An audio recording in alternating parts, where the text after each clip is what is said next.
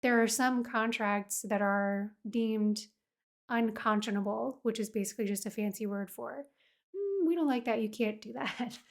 So, like getting married, you cannot sign a contract with someone forcing them to marry you. Just doesn't hold up in court. You mean I can get out of this? Welcome to Pennies and Popcorn, the show about real money lessons from the world of TV and movies.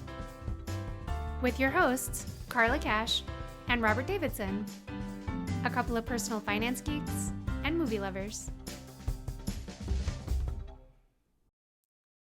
Welcome to today's episode on Squid Game.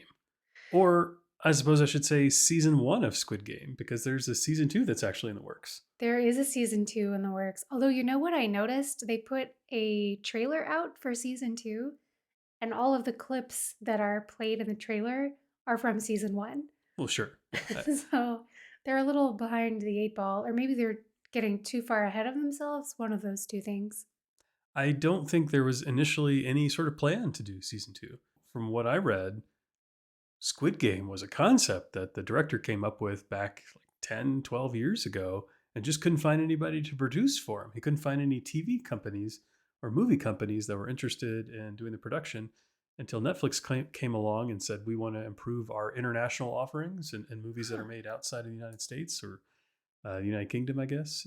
And sure enough, they made a good call. Squid Game was a huge hit. I think it surpassed Bridgerton to be their most watched show ever.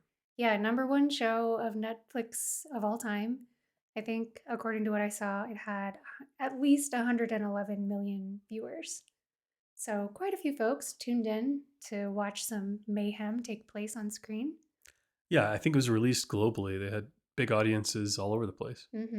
I gotta say, though, the entire time that we were watching it, I was thinking, this feels a lot like that movie, Would You Rather? Do you remember you made me watch that movie? I do. A few Well, years a back? friend recommended it to us after we talked about Saw with him for a while. Yeah. I was also not a fan of Saw. I was not a fan of Would You Rather. But yeah, basically the entire plot of Would You Rather is the same plot as Squid Game.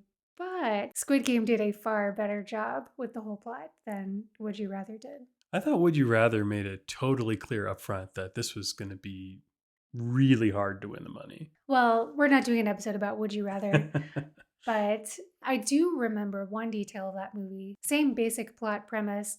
You've got people who are like in dire financial straits and they end up in the hands of these psychopaths who like to watch people die/get tortured for fun, all in the name of money. So these people are competing for cash, just like in Squid Game. And I do remember that just like in Squid Game, they gave everybody an out at the beginning of the movie. They didn't say exactly what they were offering them an out from, just like in Squid Game, but it was clear that like some pretty weird shit was about to go down, and they were like, hey, if you want to go, now you can. And everybody stuck around. So Would You Rather, I don't think had too many family audiences, but I feel like Squid Game did. Oh my I gosh. feel like I saw so much on the internet about families and like kids watching this show, or like kids were way too familiar with the concept of Squid Game. Oh, that's terrifying. I mean, I think this is by far the grimmest, darkest show that I have ever seen. Certainly in a series, yeah. Yeah, I mean, we watch a lot of really dark TV shows, but Squid Game takes the cake. I mean, how much more gruesome and depressing can you get? No arguments here. Yeah, it pretty much is as bad as any show could be.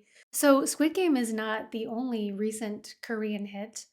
The movie Parasite also came out of Korea and won Best Picture just a couple years ago. Well, I think Korean stuff always does well. Like K-pop, there's a lot of cultural exports from Korea that succeed on a big scale. Yeah, that's totally true. So what's interesting about Parasite and Squid Game is both of them really highlight the income inequality and the really, dreadful poverty situations that a lot of people in South Korea face. And I think a lot of Americans watch it and think, oh, things must be really bad in South Korea. But there's a really interesting article, which we'll put a link to in the show notes, about how actually the United States is quite a bit worse on a number of really important measures when it comes to things like income inequality. So, in the United States, the top 20% of earners make 8.5 times what the bottom 20% of earners make. Okay. In South Korea, that spread is actually a little bit smaller. The top 20% earns 6.5 times what the bottom 20% makes. So it's actually a smaller income spread.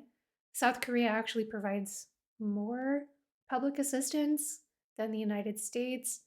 We do worse on measures like domestic violence. There's an awful lot of metrics that the United States is coming in below South Korea in. So we are not exactly living in a utopia compared to South Korea.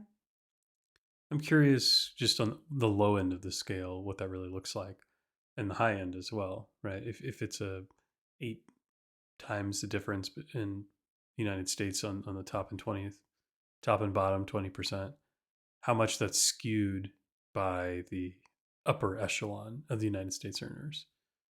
Well, I suppose that's a fair point. Maybe like the Bill Gateses of the United States are just skewing that statistic even more than it would otherwise be. Yeah, I'm just kind of curious, or if I mean, income inequality is a big problem, but if you have just a different baseline for what acceptable is, or what the bottom 20% is really living with, right? I mean, there could be markedly different conditions, um, even if the spread isn't as grotesque. Nonetheless, it doesn't seem like, at least in Parasite or in Squid Game, that it's a great place to be particularly poor. Yeah, definitely a lot of tough conditions that we see portrayed in the show and that we're going to dig into a little bit today. Yeah. So obviously, the show came out recently. We're going to talk about it openly. There will likely be unintentional spoilers in this Oh, episode for sure. there's going to be We probably already have given intentional. you some. Yeah, intentional spoilers as well. I would not listen to this episode if you haven't watched the show yet. Because, man, you really should watch it. It is a fantastic show. Be prepared for some really, really gruesome stuff, but it's worth it. The story is just riveting and beautifully It's a told. good show, but I have to say, so we watched the dubbed version, Yeah. and the voice actors, man, they don't do justice to the actual actors. I feel like the dubbing folks, I'm sure it's a hard job to do well. I can't imagine trying to take the text and convert it fairly and do it in the cadence that makes sense with the speech patterns. It's not like, animation where you're trying to match some cartoon character, but there's an actual human there speaking in another Yeah. language that you're trying to line up with. But I feel like the inflection and the power and the enthusiasm at different times just feels off relative to the context of the scene sometimes. I feel like they tried really, really hard. I give them an A plus for effort, but sometimes it just feels phony and strange, and I don't think there's anything you can do about that. So despite the dubbing, you should still watch it. Yeah, so we're gonna play you. I mean, I guess this goes without saying, given that it's a podcast, but we're playing you the dubbed version in English today, Yeah. so you can hear it. But yeah, I imagine it might be an even better experience to watch it with the original acting with subtitles. Yeah, I think that would probably be better. But for those of you who forgot what you watched a few months ago on Squid Game, the general premise is we've got a main character who goes and competes in a bunch of games that if you make it to the end, you win 45.6 billion won. Hmm. So essentially, it's a story of his life, the other competitors' lives leading up to the competition, all of their struggles to make it through to the end, and everything intermingled with that. It has got a lot of twists and turns and a lot of things you don't see coming. Buckle up, it's gonna be a fun episode. So I think we should go ahead and just dive right into our first clip. Sure.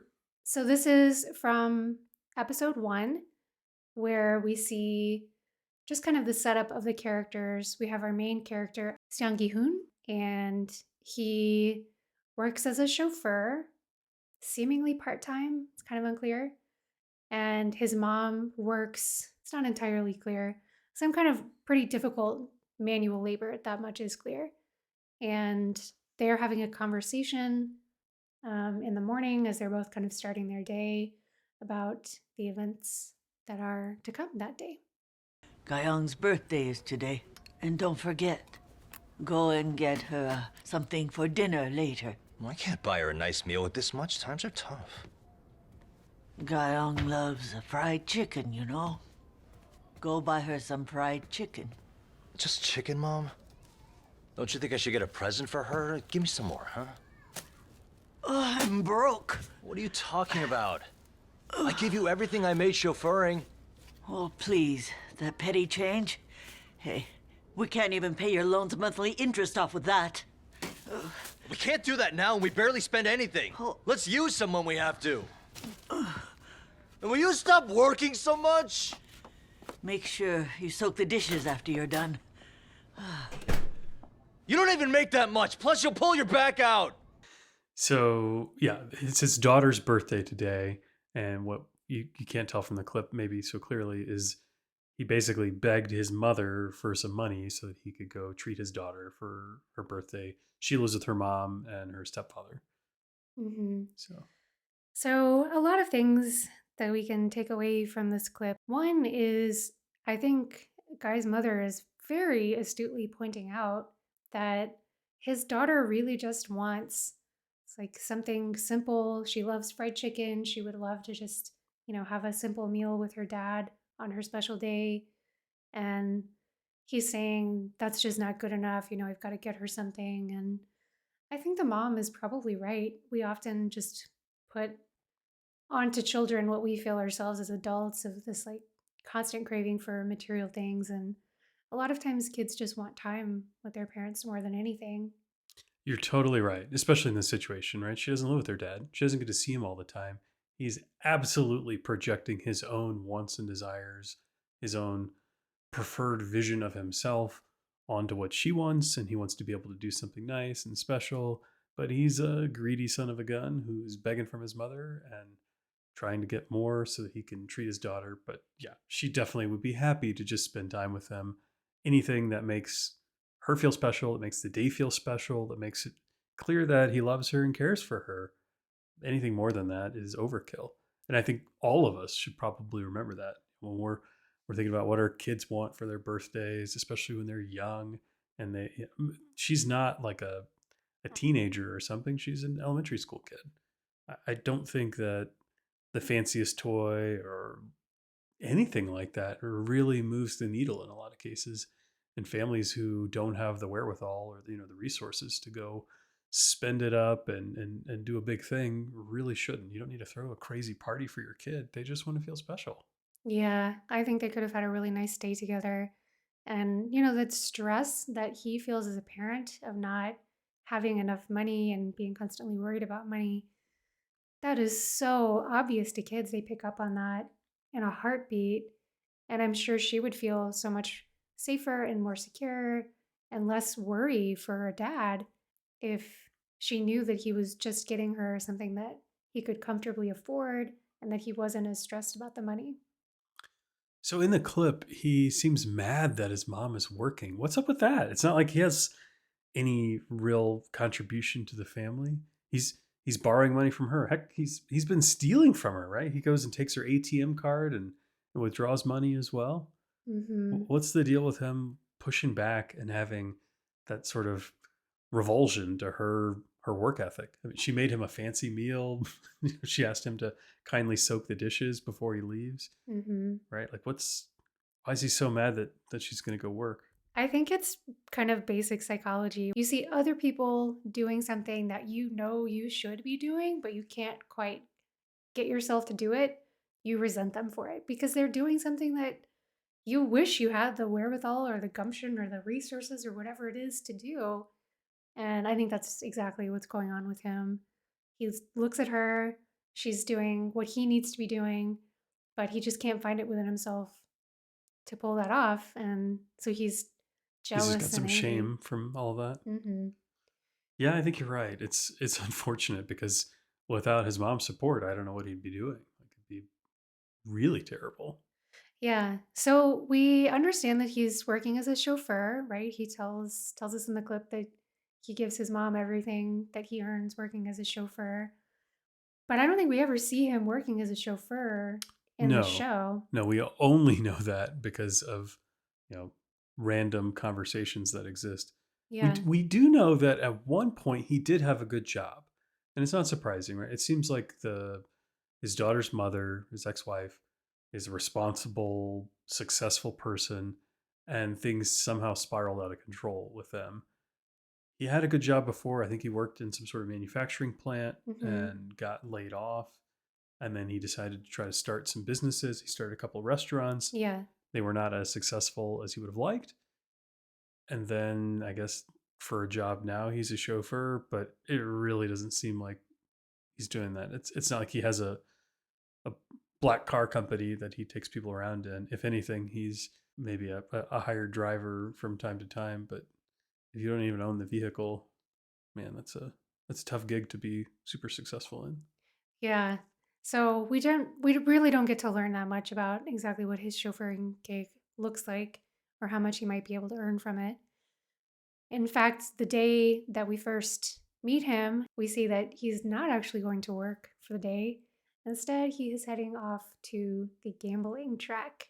Oh yeah, he was going to work. He was ready to go make his money. Uh-huh. Like going to some sort of off-track betting spot to put some money on the ponies. Mm-hmm. So it really makes you wonder if that's what he's doing for quote unquote work, is he's just gambling and, occasionally when he gets lucky, that's the money that he's giving to his mom. Yeah, I suspect he's stealing. So he stole her debit card. He went, took out some money, went to the track, put some money down, and I guess occasionally he has a little bit of success and is able to look what I did chauffeuring today. Who knows? Maybe he really is a chauffeur and he just gambles on his days off, but I don't know. It leaves a question in my mind. Well, he definitely is a gambling addict. That much is for sure. Mm-hmm. He his life has basically spiraled out of control. He's stealing from family. He can't really support himself, and he's got a huge gambling addiction.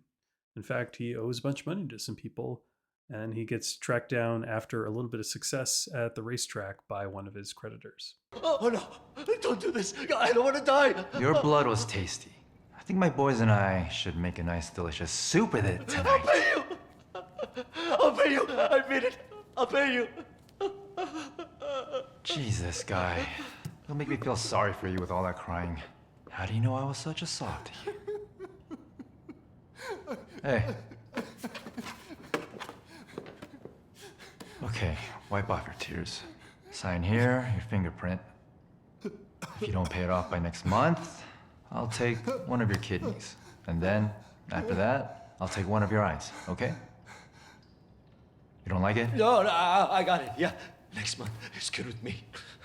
Ah, that's so hard to listen to. That's really, really intense stuff.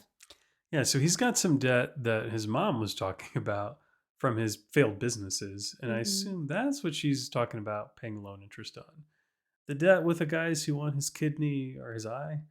And his eye. Yeah. Well, I think they just want the money, but they'll take that as a substitute, I suppose. Mm-hmm. I'm guessing that's off the books. Maybe not so much. She may not be aware of that. Yeah. So this is a really interesting thing, I think. In the United States, it is illegal to sell an organ. The show really makes it seem like it would be perfectly legal in Korea. I mean, they have him sign a legal document in this scene saying that he is forfeiting his rights to his body and that if he doesn't pay off his debts, they can take his kidney and then his eye. But according to what I have seen online, that is not accurate.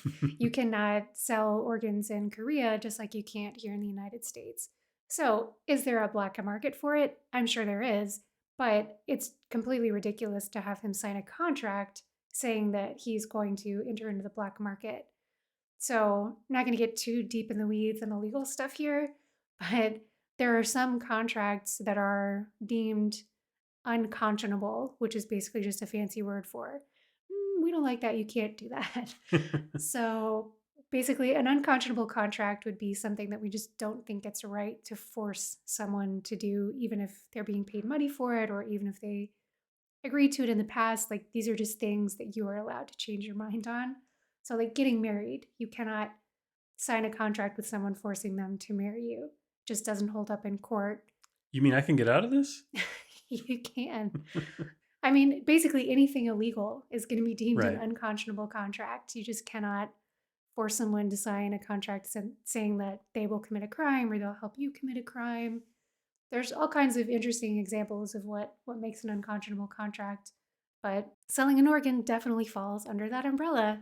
I'm pretty sure that all this debt that he's gotten from some gangster or mobster, whoever's running the show here, that has his henchmen out, roughing him up a little bit, threatening him here, is all outside of any kind of real business or legal system. And then this contract is just a way of letting him realize how close he is to facing a much more severe set of punishment for failing to make his payments. Yeah, I mean, these guys seem serious. I don't doubt that they'll cut him up and take his organs. I mean, they seem like very, very bad folks.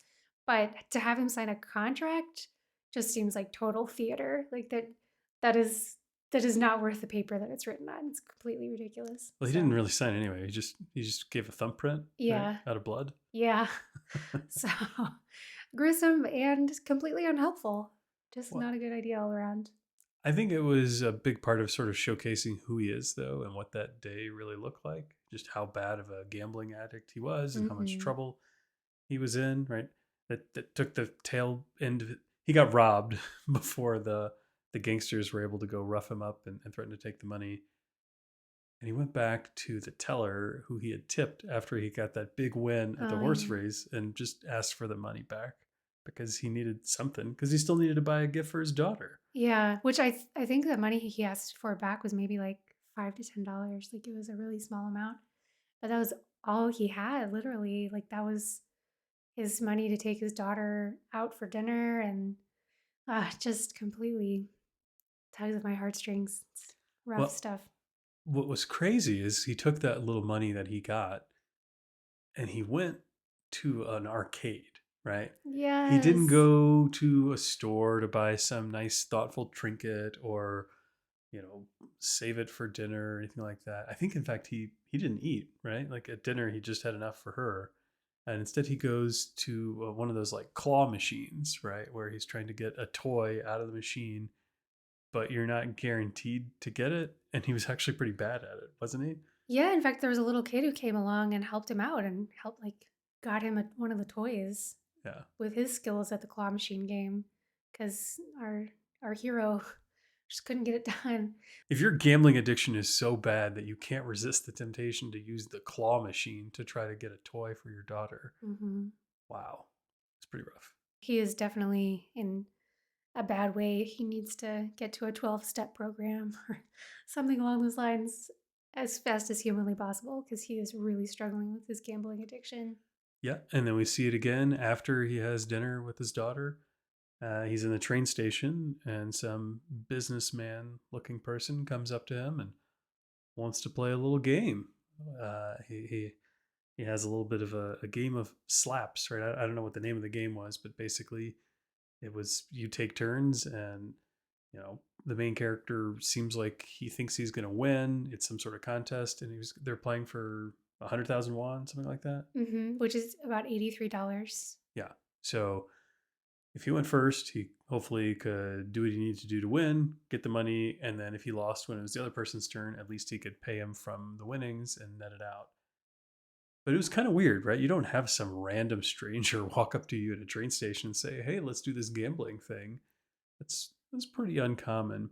But what's funny is he was really concerned that the stranger wouldn't have the money to be able to pay him. It's like, "I'm going to play this game with you. What if you don't pay me?" When he's sitting there with no money on him and no ability to pay. Which, of course, as it becomes revealed later, the guy in the train station who wants to play this game with him, he knew all along that he would never be able to pay and was just planning on slapping the life out of this guy. Yeah, they allowed him to pay off his debt using his body by getting slapped. Since they're paying the 100,000 won every time he lost, he got slapped because the other guy was pretty good at the game. And what was really funny is that one time when Gi-hun finally was successful and won on his chance, he immediately reared back like he was going to go smack this other guy silly. And of course, he had the money pay him. He's like, whoa, whoa, whoa. No, that's not how I'm playing it. Here you go. Congratulations. Well done. Such an interesting scene because, I mean, again, displaying what a gambling addict he is, that he just can't resist the urge to play games for money, right? He just is so sucked into that mindset. And also, of course, setting you up for the slightly bigger games that he's going to get sucked into. Yeah, the man in the train station invites him to participate in the whole Squid Game contest. And at first he seems like he's not interested. It wasn't for him, but it's clear that his daughter is going to be going to the United States with her mother and her Mhm. stepfather, and they're not going to be able to see each other very often, and things are going to change dramatically with their relationship. And his mom is saying, listen, you're not going to be able to maintain custody or keep her here in Korea if you don't have the means to do so. If you're not like financially solvent yourself, you don't get to have primary custody over the kid or identify where she's going to live. That's just not the way that it's going to work for him. And so he decides, I think a bit despondent, that he needs to go join the game, which of course is a bit of a mystery, right? They gas him as soon as he gets in the car and he shows up. And then once he gets there, everyone kind of starts to learn a little bit about each other, but they also learn a little bit about why they're all there. Every person standing here in this room is living on the brink of financial ruin. You called and volunteered to participate in this game of your own free will. So this is it. I'll give you one last chance to choose. Will you go back to living your old and depressing lives, getting chased by your creditors, or will you act and seize this last opportunity we're offering here? So all of the people owe hundreds of million of won, if not Mhm. like even a little bit over a billion. Yeah, which is the equivalent of roughly hundreds of thousands of dollars in the US. At least, like that's most of them are facing at least hundreds of thousands of dollars. So how do you think they found the contestants to do this? I don't know. I mean, again, the way that like the country of South Korea is presented in this show, they make it seem like you could just walk up and down the street and find like dozens of people who are in these dire straits financially. But I don't think that's truly the case. I mean, we're not talking about like a, developing country. It's South Korea is doing pretty well. I mean, in a developing country, it would be hard to get access to the capital in order to access that much debt. Hmm. Yeah, that's a very good point. Yeah, one of the things that strikes me about this clip is the sort of basic marketing ploys that these game runners are using here. Act now, this is your last chance to seize this opportunity. It's just kind of transparent advertising on their part, right? Like they really want these people to stay, which I think if you're the contestants should be one of many clues that maybe things aren't going to be super fun around here for you. They're really giving you the hard sell. Well, just like the loan sharks or whoever it was that roughed him up before, they also do an unconscionable contract here, right? They have everybody go sign some paper that waives their rights to whatever uh, in order to participate in this game. But what I'm curious about, so all these people are in massive debt. It seems like we don't know how they've recruited them. We don't know how many of them have debt where they're being threatened with losing their eyes and kidneys. Um, and if that's a situation they're in, things are pretty bleak on the outside. This game offers an opportunity to go be successful. They don't know exactly what they're playing for. All they know is they played this slapping game beforehand before they arrived. They were gassed and like brought there in secret. They don't really know their competitors. They don't know what they're going to be playing. Mm-hmm. They know that the people who are running the show are wearing disguises and carrying big guns. Yep. So, Carla, knowing what they know at this point, knowing how bleak things are for most of them on the outside, should they play? I mean, definitely not. So, Oh, come on. yeah, no. I mean, they have so many clues that this is going to be a genuinely awful situation. I mean, they played this game of slaps. Yeah, what's the And- best case version of this? I mean, I don't.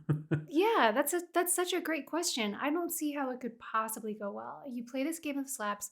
The guy says to you when you can't pay, when you lose, I've got an idea. Why don't you pay with your body? That sounds fun. What on God's green earth does that mean to pay with your body? I mean, that is such an ominous phrase that could mean so many atrocious things. And that is like a giant neon warning sign that every single one of these people presumably heard. And yet they still made the call to come play more games like it.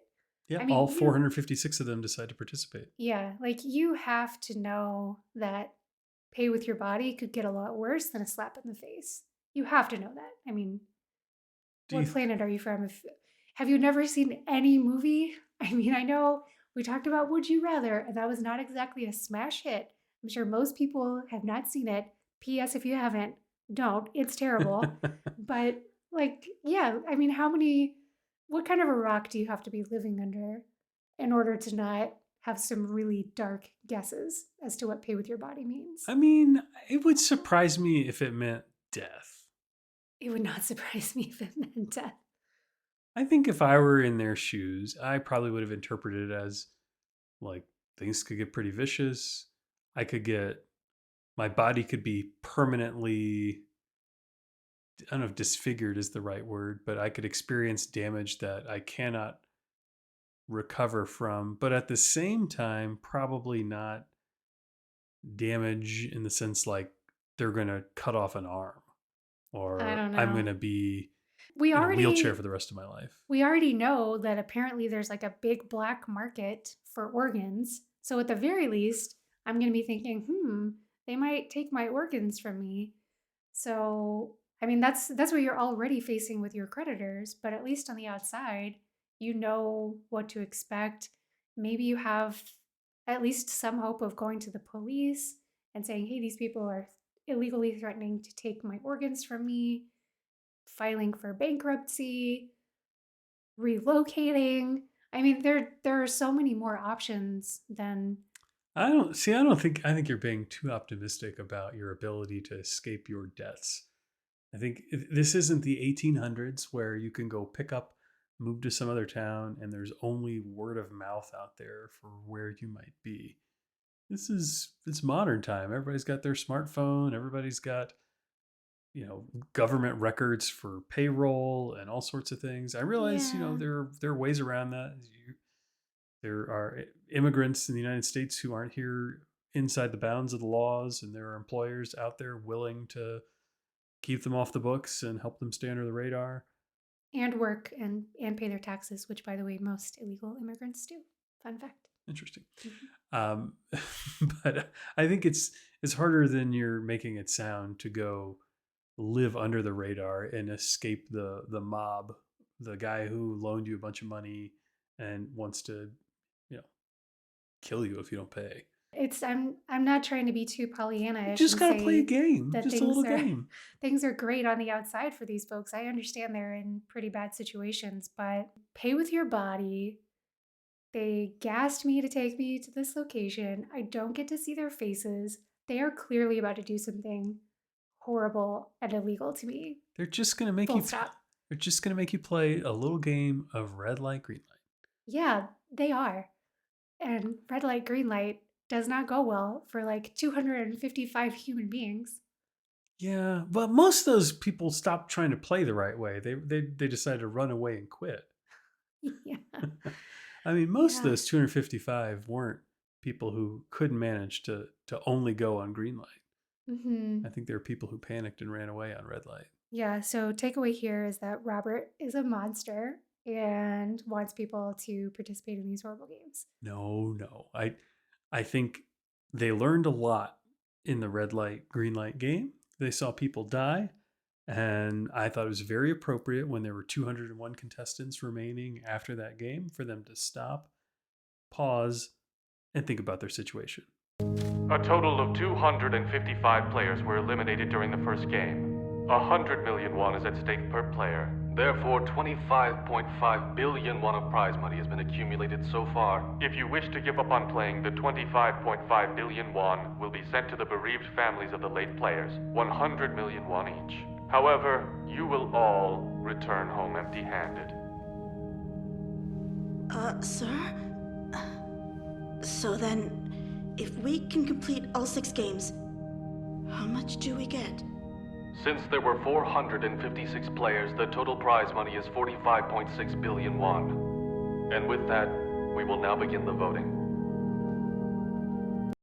And I really love the score of this movie.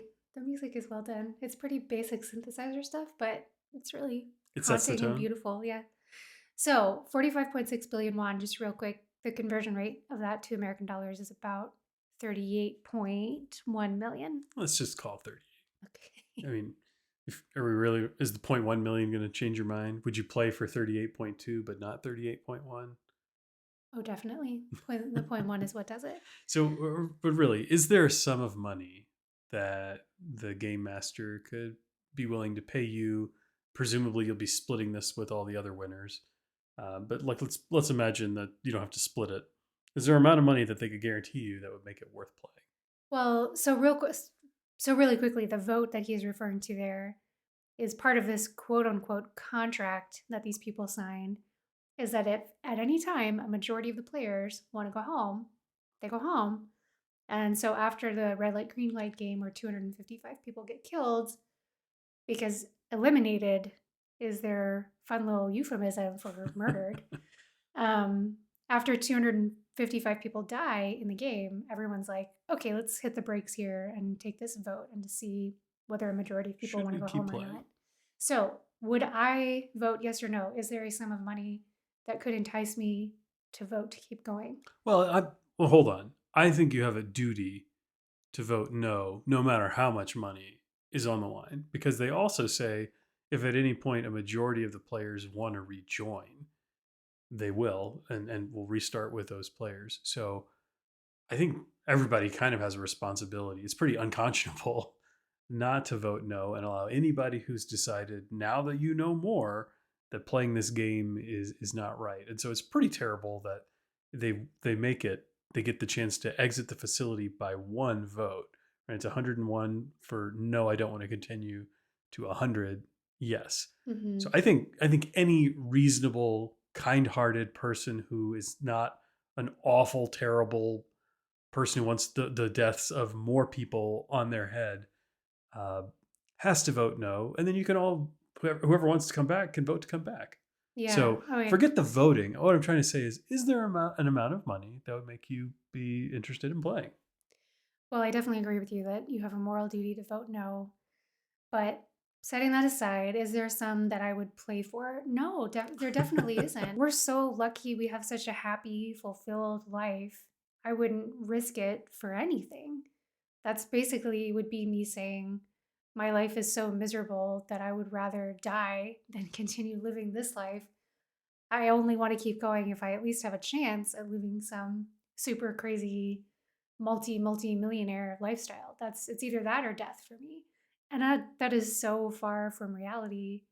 It's not even close. But I fully acknowledge that is largely because we've been so lucky in life, and we haven't fallen into gambling addictions and had a bunch of business debt that went south, and we don't have creditors breathing down our neck. And I can fully sympathize with people who are in that kind of situation where they genuinely feel like what's going on for them in the real world is so bleak that they just can't find a way to keep going. Now, I would say almost all of those people, I'm sure if they gave real life a chance, they would almost all be happier doing that than taking this shot. I think what the game masters are banking on is that they're catching people at their lowest moments where they don't feel that hope anymore. Well, so in the actual show, there's 201 of them that are there, and the vote is no, we're not going to continue playing. So they send them all home, and they say, we're going to get the band back together if more than half of you want to go do that. And turns out 187 of the 201 people decide they do want to come back. So they all had several days, a little bit of time back home to try to experience the real world and come up with an assessment of whether or not this was worth it for them, with the knowledge that they're not just playing a game where they might lose a finger or an eye or a kidney, that they could very easily die.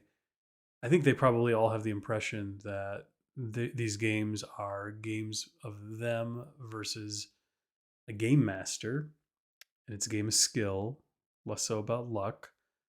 And I don't think there's any reason why you would assume that there's only going to be one victor in the end.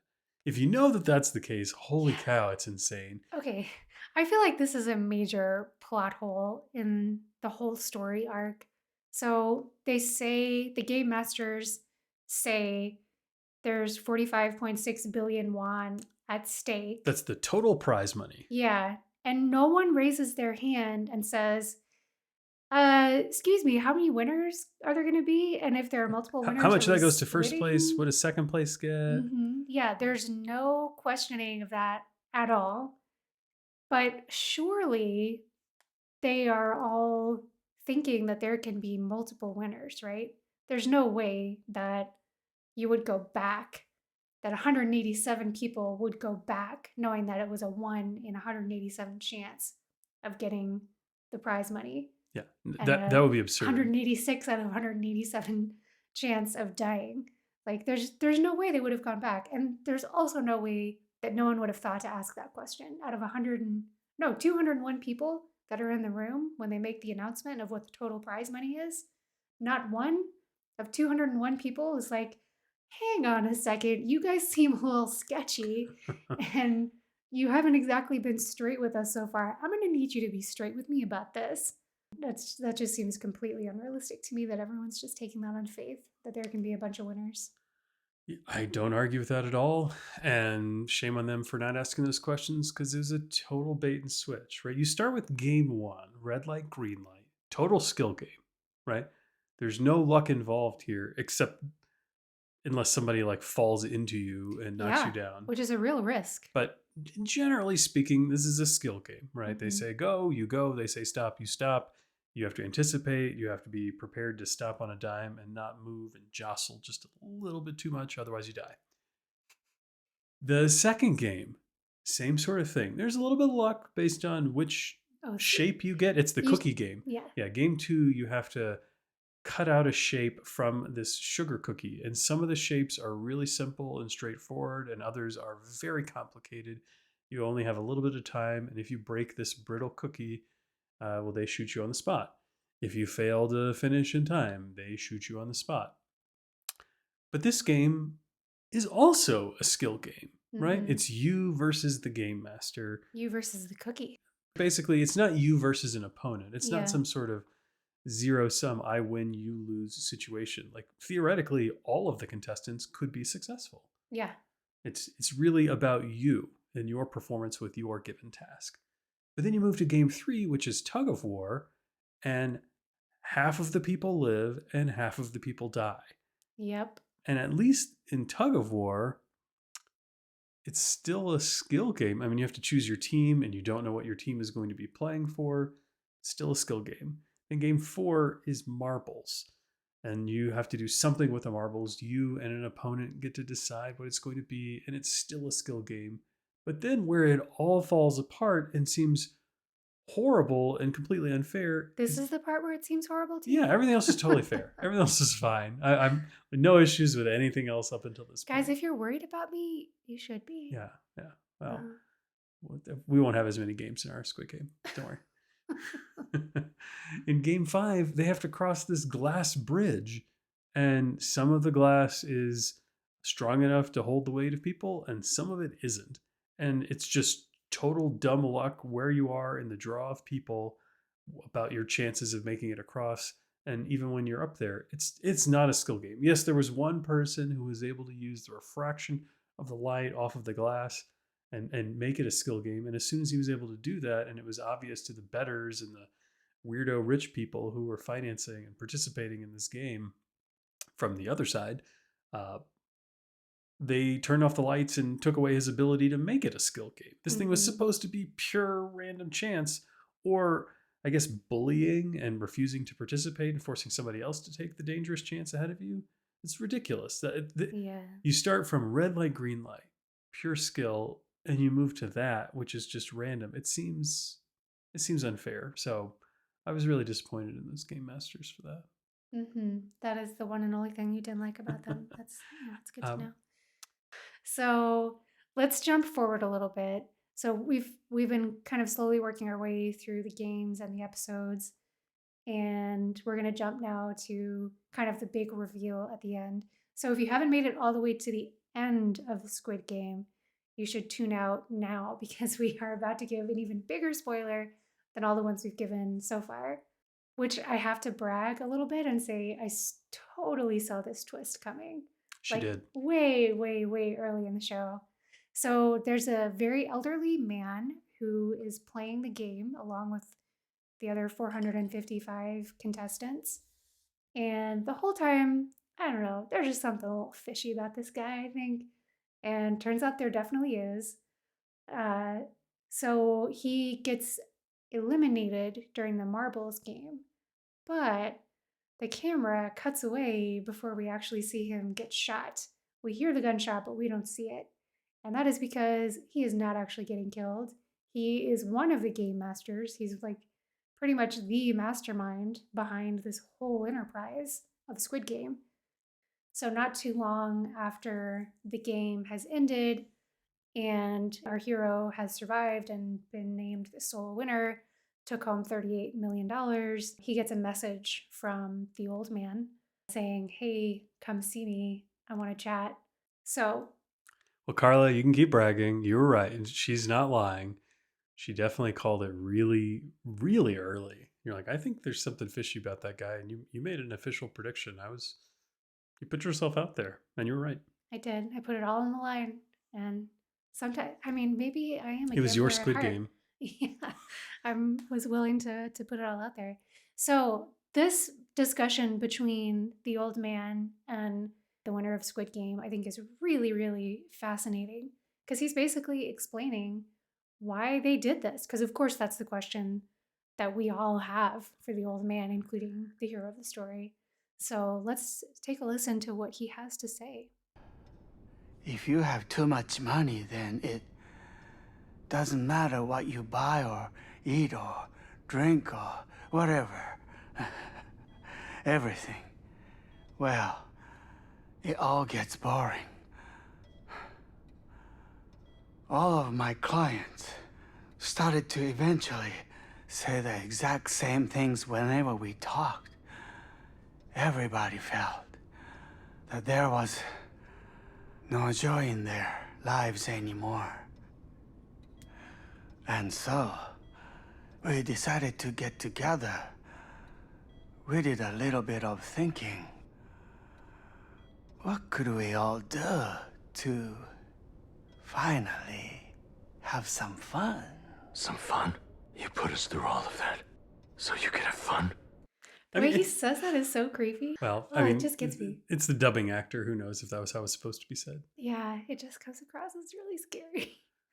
But I mean, I thought it was pretty obvious to me why they did it. They wanted to have something to gamble on, right? Is this any different than was that short story that seemingly everyone read when they were in school, The Most Dangerous Game, hmm right? Yeah, if you don't remember your middle school literature, it was a story about some really wealthy people who were bored with their lives and decided to have some fun by hunting people. So they like gave people a head start and then set out to hunt them.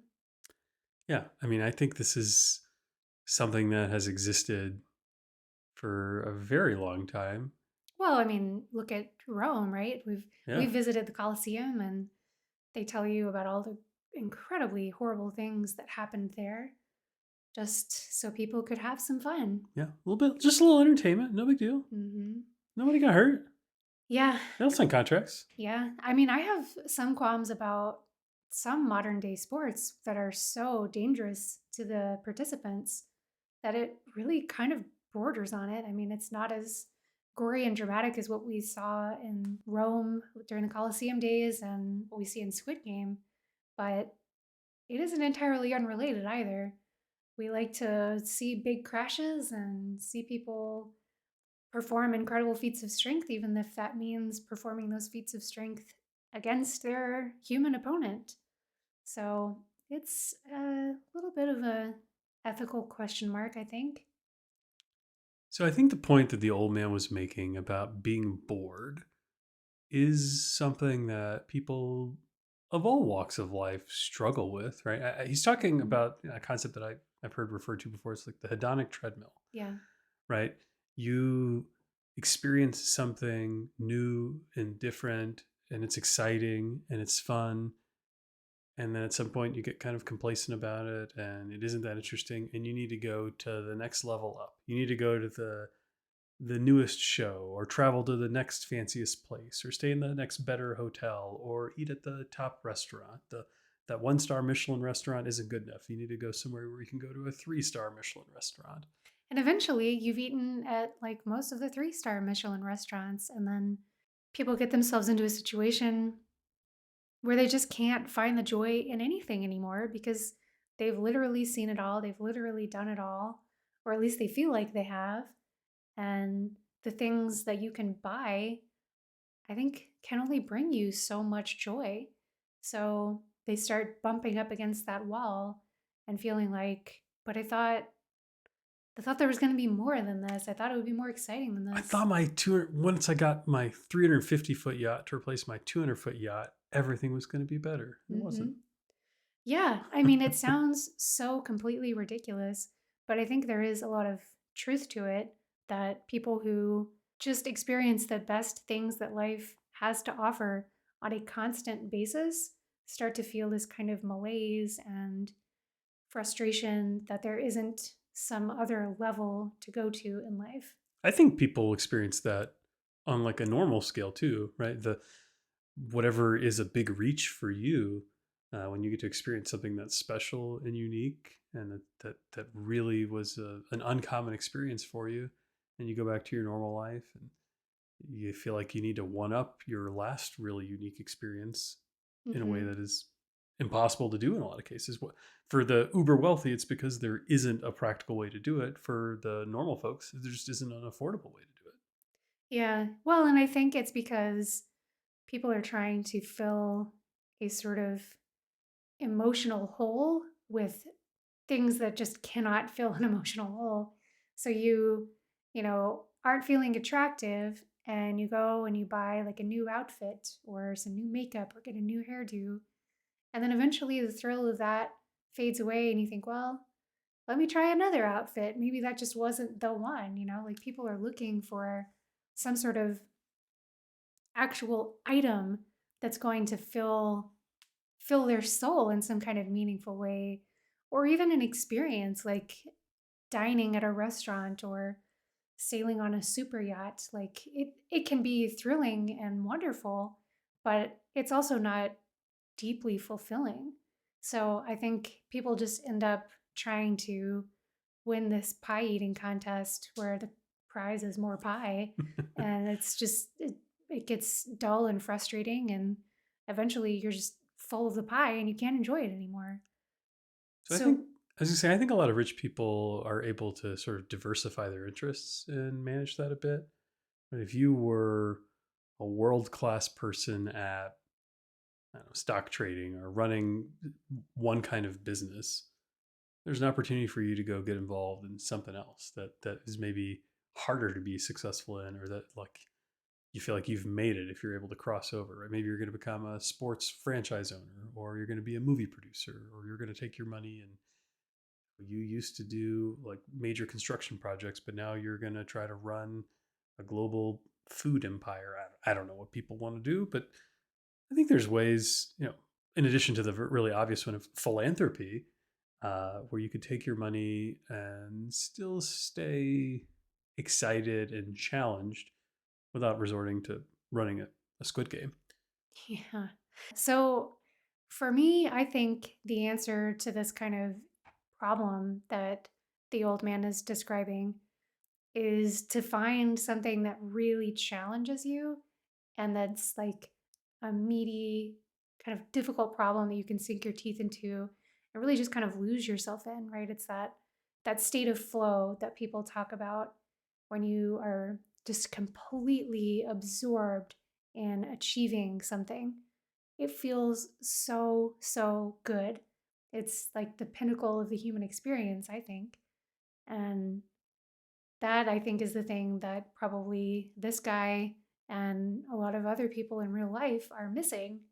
So I think you've got to, whether it's starting a new enterprise like a sports franchise or opening up your own restaurant or learning an instrument or starting stand-up comedy.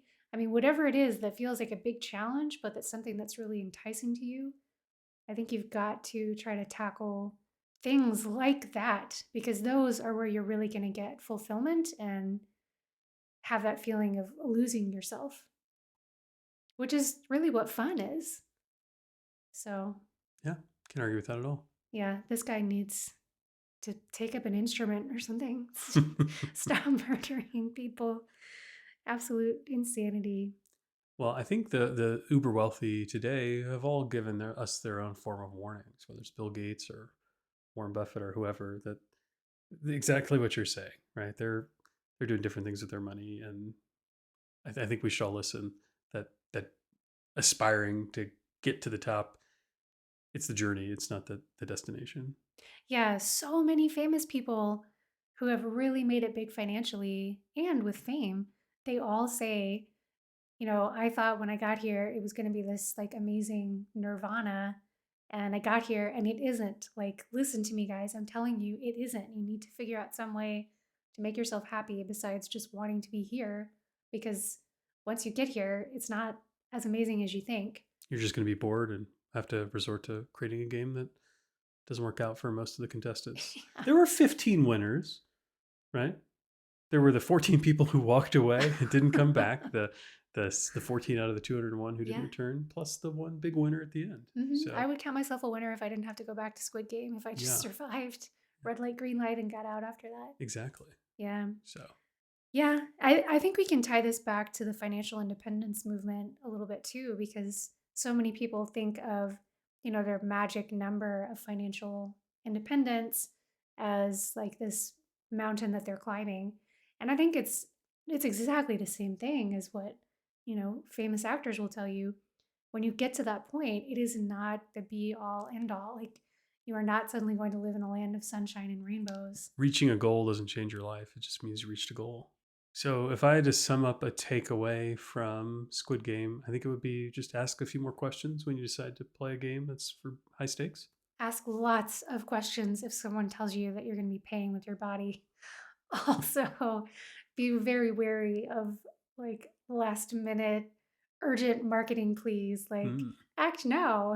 This is your last chance. Because every time you hear one of those, you can bet it's probably not actually a very good deal. It's probably not your last chance. Yeah. It's your Def- final notice about your warranty expiring. Yeah. You will have lots more chances. They will call you about your warranty many more times. Okay, fair enough. Yeah. Well, we hope you guys enjoyed the Squid Game show itself. We certainly did, even though it brought me to tears a couple times. But it was really, really well done. We hope you guys enjoyed it too, and hope you learned a little bit from this episode. Yeah, and if you're into sort of some Korean import shows that have a terrible dubbing experience, we watched one recently as well. I think on Netflix that was, what's it called? A zombie show? All of Us Are Dead? All of Us Are Dead. Yeah, check it out as well. Also violent, and Yeah. I think some of the voice actors are the same. Yeah, that's true. But it's really well done. Yeah, Yes. you'll enjoy it. All right. Well, thank you for listening and spending time with us today, and we'll catch you next time. See you guys. Take care.